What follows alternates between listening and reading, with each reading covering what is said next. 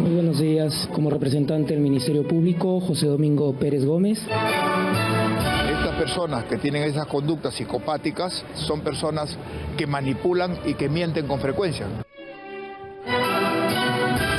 Señores jueces, van a conocer cómo Fuerza Popular es una organización instrumentalizada por la acusada Keiko Fujimori. Lo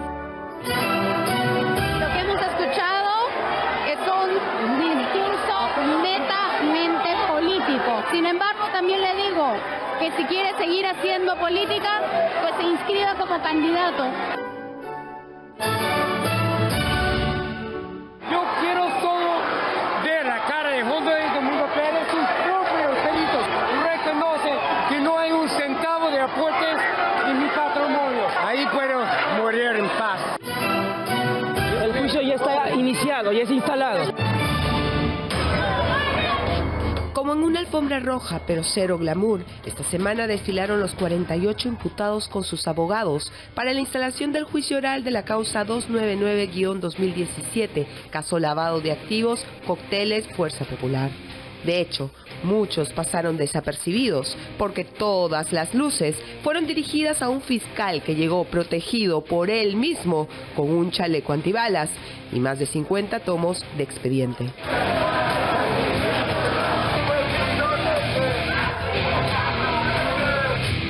Un ex esposo norteamericano con estrenada novia que le dio un beso frente a todos los flashes. Y separados y muy puntuales, Keiko Fujimori, lideresa aún del partido Fuerza Popular, y los ex naranja Jaime Yoshiyama, Pierre Figari y Ana Herz. 9 en punto de la mañana, se instaló la sala en el segundo piso del edificio Carlos Zavala del Poder Judicial y el fiscal Chaleco comenzó con sus alegatos. Como pactos de silencio, obediencia y culto a la lideresa, y ustedes escucharán de Antonio Camayo Valverde indicar cómo se le conocía a la citada lideresa como alias. Cuando hable y dice organización criminal, usted tendría que decir de esta presunta organización criminal, porque lo que usted va a probar es que había una organización criminal. Así que le pediría eso, por favor. Si usted me permite, según diversas casaciones de la Corte Suprema, cuando el Ministerio Público formula la acusación, tiene certeza fiscal. Lo que yo les estoy presentando a usted es la certeza fiscal, que voy a buscar la certeza judicial. La jueza presidenta del colegiado tuvo que llamarle la atención porque por momentos el fiscal perdía el norte de sus alegatos y se enfrascaba en un discurso político antifujimorista dirigido hacia la lideresa de Fuerza Popular, casi por 2 horas ininterrumpidamente, en una elocución que muchos especialistas han analizado. Yo lo que he hecho es un diagnóstico presuntivo con sustentos dentro de lo que es el área del comportamiento de una persona. Un egocentrismo desmedido, con una verborrea desmedida, entonces que justamente encaja dentro de lo que vemos. Eso del parpadeo, los ojos desorbitados, no tienen mucha área afectiva, mienten con constancia con tal de lograr su objetivo. Pero sobre el denominado juicio del año hay muchísimo por decir. No solo la cantidad de acusados, que son 48 con sus respectivas defensas técnicas, han logrado que a partir de la tercera semana se realice en modalidad semipresencial. El tercer juzgado penal colegiado nacional, presidido por la jueza Juana Caballero, deberá escuchar atentamente los 1.331 testigos que ha presentado solo la Fiscalía. El juez de control de acusación, Víctor Zúñiga, ha admitido 5.436 elementos de prueba. Los cientos de expedientes que acompañan el caso y la programación de 2 sesiones por semana hace que mínimamente el juicio dure 7 años. ¿Garantiza el Poder Judicial un proceso objetivo e imparcial en el caso del inicio del juicio del caso Cócteles? Por supuesto, el Poder Judicial siempre va a garantizar un proceso imparcial en el cual pues se respetará el debido proceso de quien sea. No me hable del caso Cócteles, cualquier caso se respeta el debido proceso. Ya era hora de que empezara. Vamos a ver qué resulta, ¿no? Ya he escuchado a las dos partes y aparentemente, primero que lo que se dice por un lado es que no son delitos de lavado de activos porque no hay la demostración de dónde proviene el dinero. Y segundo, que en esa época no era delito recibir. Ahora sí. Yo personalmente no le daría ni un solo a los partidos. Presidenta Keiko Fujimori. Un juicio hiperpolitizado, según los entendidos, que más que pretender administrar justicia, se podría convertir en la plataforma necesaria para que todos los involucrados se luzcan en nuevas campañas con miras a las próximas elecciones. Con aparentes intereses específicos, José Domingo Pérez además ha decidido incluir en el juicio, y a propósito, a personas cuyas denuncias o investigaciones ya habían sido anuladas por un órgano jurisdiccional, como es el caso de Ricardo Briceño, expresidente de la CONFIEP. Lo metieron al señor Briceño en este proceso en el cual él con toda razón dice, ¿qué hago yo aquí? ¿Qué hago yo en este asunto? Y creo que lamentablemente este caso es uno de muchos casos que ocurren en el Perú con fiscales dedicados a hacer más ruido que otra cosa, que no usan las armas de la ley, de la decencia y de la justicia que deberían defender, sino que se vuelven de unos matones del sistema judicial. Como el fiscal parece haber perdido la brújula, vale la pena recordar de que se trata el caso Cócteles. La teoría inicial fiscal de José Domingo Pérez habla de cómo se habría instalado una organización criminal en el partido Fuerza Popular que lideraba Keiko Fujimori para recolectar dinero ilícito que financie sus campañas del 2011 y 2016. A decirles cómo les entregaban a la pareja Fujimori-Vito cuotas mensuales de $1,000. ¿Cómo le entregaba a Mar Vito ese dinero en efectivo cuando se aparecía en su local industrial de Néstor Gambetta en el Callao, identificándose como el esposo de Keiko Fujimori? A rigor de 2 sesiones por semana y con la cantidad de documentos a analizar y leer, los interrogatorios a imputados y testigos, hay un larguísimo camino por recorrer, un estrenado juicio político que los protagonistas, todos, saben bien que no solo se gana en la sala. La Fiscalía ha engañado la población y han malgastado millones de soles de presupuesto público persiguiendo a mí por la web. No ha respondido la forma como el Chaleco tiene un informe. Lo que pasa es que no sé de qué medio es usted. ¿Cómo de Huila, señor? No puede responder. Para el hecho de que de Huila no puede responder. No puede responder solamente para el hecho de que de Huila no puede responder. No hemos escuchado argumentos jurídicos y yo lamento y rechazo profundamente que él haga referencia a mi padre, que nada tiene que ver en este juicio. Una curiosa saga se ha estrenado esta semana. El guión tiene villanos, antagonistas, personajes que lo pueden sorprender, y aunque no se trate de una película romántica, habrá mucho show y escenas para recordar. Para hablar más sobre esto nos acompaña el doctor Humberto Abanto, quien está involucrado en esta causa, y bueno, queremos saber sus impresiones, ¿no?, del espectáculo que nos ha regalado el fiscal José Domingo Pérez. Buenas noches, doctor. Buenas noches, Augusto. Una imputación que tiene 4 cargos importantes, que Jaime Yoshiyama niega tajantemente que se haya producido algún aporte. O sea, no solamente es que haya diferencias acerca de si hubo o no hubo una simulación de aportes ahí, sino que ni siquiera existió el aporte. El aporte del señor Rasmussen, que fue informado por Jaime Yoshiyama a los medios de comunicación, y quiero hacer una referencia directa a Epicentro porque acaba de publicar un tuit, por un desinformado que no se acuerda que el año 2019, Jaime Yoshiyama declaró ante la señora Nusca Buenaluque que habían habido los aportes del señor Rasmussen, que eran absolutamente de origen lícito y que se había simulado su incorporación a las cuentas, porque la simulación en el Perú no es delito. Solo es delito si se perjudica a alguien. Y aquí el perjudicado no es el señor Rasmussen, que donaba voluntariamente. Sobre esto el señor fiscal ha hecho una imputación diciendo que el señor Rasmussen se robó a sí mismo para darle el fruto de su robo a Yoshiyama para que lo lave. Eso también aduce en el caso de Dionisio Romero. También en el caso de Dionisio Romero. Y incluso elabora una fantasía sobre cómo va la bóveda. Que bajaba 17 veces a la bóveda, eso es un... Sí, y hemos escuchado la versión del doctor José Ugaz, que ha sido abogado de Dionisio Romero, Y él ha dicho que esto es una fantasía, ¿no? Claro. En ningún momento su cliente ha aceptado la versión que dice José Domingo Pérez, que va a ir además a contar a toda la sala, ¿no? Y cuarto, es un señor, Santiago Calle Quirós, que en algún momento estuvo involucrado en un caso de tráfico de drogas, que fue absuelto completamente y borrado de la lista de la ley Kempin. Y le pedimos al señor juez Zúñiga que archivase esto, lo sobreseyera, porque ya no era posible hablar de origen ilícito en una persona que había quedado absuelta. Dijo, no, eso no descarta que de otro modo pudiera ser narcotraficante. Bueno, así está. En ninguno de estos casos, entonces, el origen es ilícito o es difícil de comprobar. En el primer caso...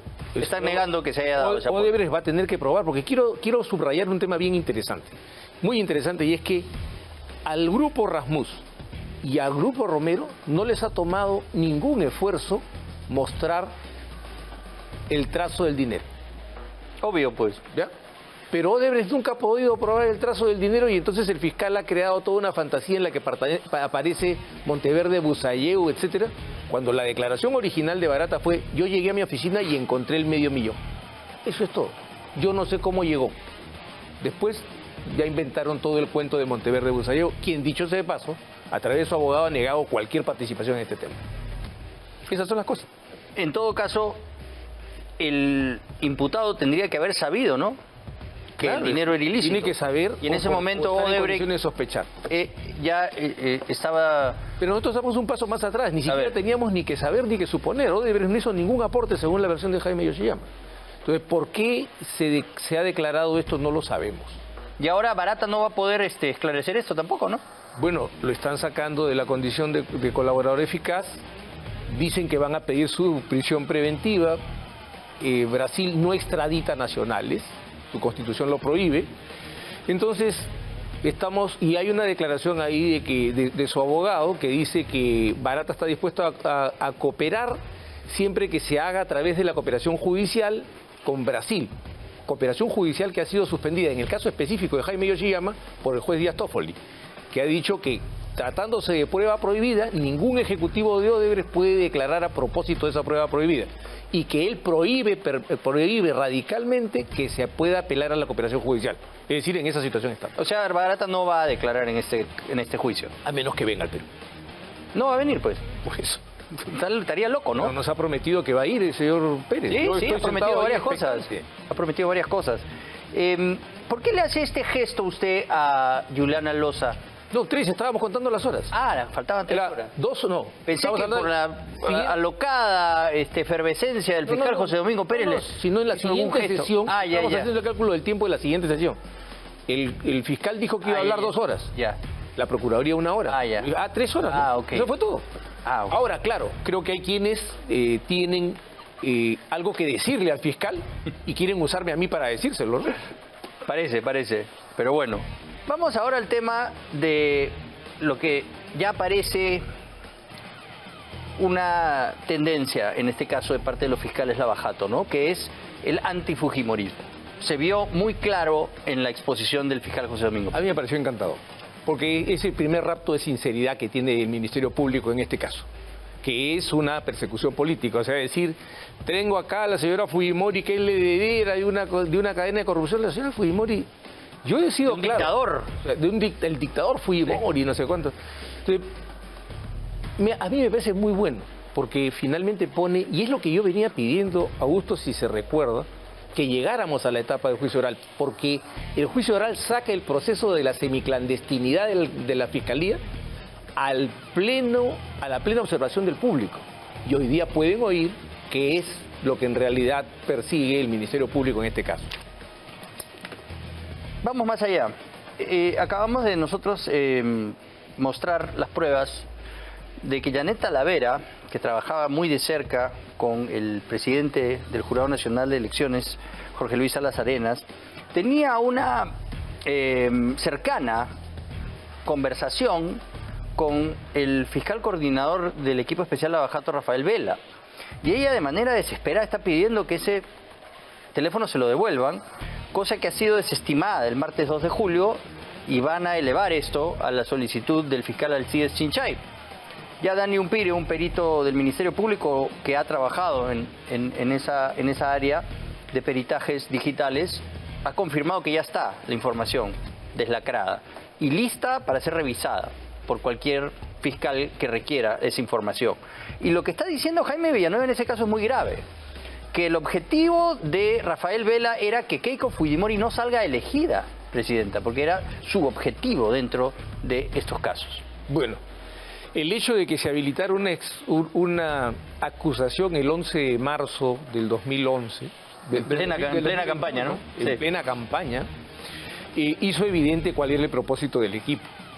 Además, este propósito se ha ratificado con el alegato de apertura, la parte inicial del alegato de apertura del fiscal Pérez. Entonces, a mí no me sorprende esto. La posición política y la actuación de destrucción de un competidor político ha sido muy clara a lo largo de estos 5 años. O sea, lo que pasa es que hemos salido de esta caja informativa en que metieron al país, en la que solo se escuchaba una versión durante los años 18, 19 y 20, y hoy que se abre esta caja y que comienzan a recibirse otras informaciones, la situación cambia radicalmente. Entonces, yo le digo a la gente que esperen, que tengan tranquilidad, que tengan... ¿Pero vamos a esperar 6 años? No, no va a durar. ¿2.000 testigos? No va a durar, no. Una de las cosas que nosotros vamos a pedirle al... 5.200 volúmenes. Es que eso es panca. Lo que vamos a pedirle a la sala es que haga una limpieza de estos testigos que fueron metidos en manada en la etapa intermedia, porque hay una regla en el código que prohíbe la sobreabundancia probatoria. Y además hay temas que nosotros, por ejemplo, en el asunto de Rasmus, nosotros vamos a pedir que se retire la prueba y nos concentremos en un solo asunto, igual en el tema de Romero. Demuéstreme usted la ilicitud del origen de los fondos. Claro, porque ellos lo que están persiguiendo es el lavado de activos. Así es. Tiene que haber necesariamente un origen ilícito. Porque voy a insistir, para el que no ha leído el Código Civil, la simulación en el Perú no es delito si no perjudica a nadie. Y en este caso, lo peor que podría haber habido es una infracción de reglas electorales. Claro. Sería bueno que... Una sanción administrativa al partido político. Sería bueno que aquellos que les gusta usar ese gafete de ex procurador se informen antes de hablar. Bueno, vamos ahora a abrir un poco más la conversación, doctor Abanto, respecto de la necesidad de regular estos excesos, ¿no?, de parte del Ministerio Público, que obviamente quienes avalan y respaldan a estos fiscales lavajato, que ya se les ha caído la careta y sabemos para quién trabajan, dicen esto va a beneficiar a las organizaciones criminales y va a limitar la posibilidad del Ministerio Público y de la policía de perseguir el delito. Bien, fíjese, Augusto, esta es una acusación muy grave contra la Corte Suprema y contra la sala plena, un acuerdo plenario de la Corte Suprema en cuanto a organización criminal. Porque el texto de que una organización criminal tiene que estar vinculada a la cadena, o ser un eslabón de una cadena, de un mercado o una economía ilegal, es una interpretación de la Corte Suprema en un acuerdo plenario. Entonces, cuando dicen esa inserción favorece, nos están acusando gravemente, no a cualquier persona, al juez César San Martín, al juez Víctor Prado Saldarriaga, a la doctora Elvia Barrios, al doctor Iván Sequeiros, a todos esos jueces supremos que en un acuerdo plenario pusieron ese elemento como un dato constitutivo de la organización criminal, los están acusando de eso. Ese es el problema cuando la gente hace críticas ideológicas en el peor sentido de la palabra y no se ajusta a cuestiones técnicas. El propio Carlos Basombrío, ¿no?, que es uno de los que estuvo detrás de que esta ley prospere y que permita perseguir grandes casos emblemáticos de organizaciones criminales reales que había en ese momento, ha declarado que esa no era la naturaleza de la ley. Y que se aplique para partidos políticos era un despropósito. Bueno, pero es que eso es lo que... Ese era el sentido real, no nos engañemos. Aquí ha habido un tinglado legal que se ha ido montando para construir un patíbulo en el cual ejecutaran a los partidos políticos, sobre todo a los partidos políticos que no son marxistas. Entonces, ese es el punto central. O sea, ¿cómo pasó lo de Alan García? Otra vez organización criminal. Además, cosa curiosa, uso selectivo de la organización criminal. A Alan García le paga una conferencia, organización criminal, todos los apristas y una supuesta aporte a Lucho Alba Castro de $200.000, toda la dirigencia aprista es una organización criminal. Un supuesto aporte a Keiko Fujimori, toda la dirigencia fujimorista es organización criminal. Un supuesto aporte a Castañeda, toda la dirigencia de Solidaridad Nacional es organización criminal. La señora Villarán proclamada inocente por el señor fiscal Belabarba, recibe 11 millones de dólares y solamente resulta que solo ella y el señor Castro terminan procesados y ahí no hay organización criminal. O sea, este uso selectivo muestra para qué estaba diseñado esto. Y el extremo es el caso del pobre Pedro Pablo Kuczynski, ¿no? Ah, no, eso es, por ejemplo, lo que han hecho con Pedro Pablo, y su secretaria era una organización criminal. Por eso yo siempre digo, tenía que corregirse esta norma, porque si 3 muchachos se roban una bicicleta, los van a acusar de organización criminal. Por eso, pues, es un Entonces, exceso. eso tiene que terminar, y no quieren que termine. Los voceros que salen en contra de esto son los promotores de una ley fascista, en realidad una ley soviética. Si uno mira esta forma en que se ha construido la ley, lo que se ha hecho en el Congreso, lo que hemos visto que el Congreso ha hecho, es tomar la ley de crimen organizado y ajustarla a los estándares de la ley RICO en Estados Unidos, que se creó para vencer a los mobsters, a las mafias, a la familia Gambino, a esas organizaciones. Parece que estuviera enfrentando a la familia Gambino o algo similar el fiscal José Domingo Pérez, porque va con un chaleco antibalas a la audiencia, ¿no? No hay que detenerse en la anécdota, ¿no? Yo no tengo las cualidades médicas del doctor Aguinaga para establecer un diagnóstico como el que ha hecho, pero me levanto una ceja. Bueno, el tema de lesa humanidad también está siendo manipulado por ciertos políticos y lo que están diciendo es la ley de la prescripción de delitos de lesa humanidad. Eso es absolutamente falso. Eso es una canallada. A ver, ayúdenos a entender esto. Además, una canallada que ha llegado hasta la Corte Interamericana, que ha dicho que se detenga una ley que amnistía delitos de lesa humanidad. Eso es mentira. El artículo 1 del proyecto que ha aprobado el Congreso repite lo que dice el Estatuto de Roma, que surte efectos desde agosto de 2002. El artículo 2 de esa ley lo que dice es que la Convención sobre Imprescriptibilidad de Crímenes de Guerra y de Lesa Humanidad rige desde el 2003 porque el Perú puso una reserva, y en esto es importante iluminar a los ignorantes. Las reservas que los países hacen en tratados multilaterales solo puede anularlas la Corte Internacional de Justicia si alguien lleva a ese país a un juicio ante ese órgano que es la más alta corte del mundo.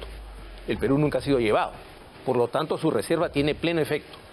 Y el tercer artículo lo que dice, y eso es lo que los asusta, dice que aquella persona que ha sido condenada sin que en la sentencia se identifique clara y precisamente la norma de derecho internacional usada para calificar los hechos como crimen contra la humanidad, tiene el derecho de pedir la nulidad. ¿Por qué se asustan? Si las sentencias están bien, supuestamente, ¿cuál es la amnistía? No hay ninguna amnistía allí. ¿Cuál es la prescripción de los delitos de lesa humanidad? Ninguna, porque se ratifican la imprescriptibilidad en los artículos 1 y 2. Lo que se está curando es el vicio que se creó por influencia de la izquierda caviar de considerar que en el Perú se podía aplicar retroactivamente las normas del Estatuto de la antigua Yugoslavia, de Ruanda y de Roma. Y que se produjeron errores como los que produjo el señor San Martín en la sentencia de Fujimori, de decir, no aplico Roma, pero evalúo la conducta de sistematicidad y generalización, cosa que son los elementos de Roma, cuando debió aplicar los elementos de Nuremberg, que pedían, como lo estableció la propia sentencia del Tribunal de Nuremberg, que los crímenes se cometieran en conexión o en ejecución de crímenes de guerra o crímenes contra la paz. Vamos a ver, esperemos. ¿Por qué gritan? No hay amnistías aquí, ni hay prescripciones. Los delitos de lesa humanidad no prescriben al día de hoy. No, es falso. Lo que sí puede cambiar es que hayan condenado a gente que no podía ser alcanzada por la norma, por una norma retroactiva. El tema de los terroristas. ¿Hay terroristas que han sido condenados por delitos de lesa humanidad? No, eso es falso. Y en un debate hace poco el propio Carlos Rivera ha reconocido que no es verdad, que no hay ningún terrorista ni acusado, ni condenado, ni acusado, ni procesado, ni condenado por crímenes contra la humanidad. O sea, no van a salir en hordas de las cárceles, como dice Rosa María Palacio. No, eso es lo que en realidad se llama desinformación. Es meterle a la gente un cúmulo de mentiras como si fueran verdades. Yo desafío a que alguien demuestre que en la ley que se ha aprobado existe la palabra amnistía o existe la palabra prescripción de delitos de lesa humanidad. Y que digan en qué momento o en qué parte de lo que se corrige de la ley de crimen organizado se establece que no se va a perseguir a quienes cometen delitos graves. Bueno, lo que aducen pues estas personas es que la democracia va a claudicar, se va a desmoronar nuestro sistema, nuestra institucionalidad, no va a claudicar, ya no hay futuro de aquí en adelante por la aprobación de estas leyes. No, lo que va a acabar es este patíbulo virtual, este patíbulo normativo que crearon para poder sacrificar a los partidos políticos y a un montón de gente. Lo que ha pasado, por ejemplo, con el señor Briceño es una muestra de una monstruosidad que ha provocado hasta que Augusto Álvarez Rodríguez salga a decir que esto tiene que detenerse.